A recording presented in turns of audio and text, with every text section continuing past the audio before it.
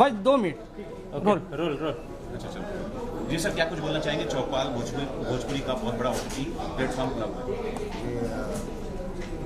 यश कुमार की तरफ से चौपाल के जो हमारे बंसल साहब हैं उनको ढेर सारी शुभकामनाएं कि वो इतना एक अच्छा ऐप, इतना अच्छा सोशल एंटरटेनमेंट के लिए ये ऐप लेकर के आए। साथ ही अभय जी को बहुत सारी शुभकामनाएं जो एक साथ इतनी सारी वेब सीरीज़ बना रहे हैं चौपाल के लिए, तो दोनों लोगों को बहुत बहुत शुभकामनाएं।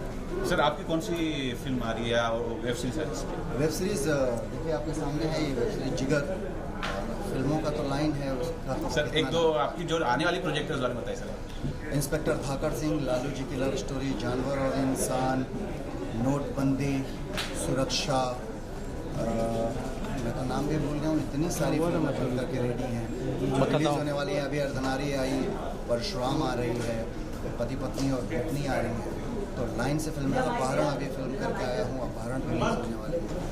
तो एक बढ़ के एक मेरे ख्याल से इस समय पाइपलाइन में 10 से ज़्यादा फिल्में रिलीजिंग के लिए तैयार हैं। Thank you sir. ओके।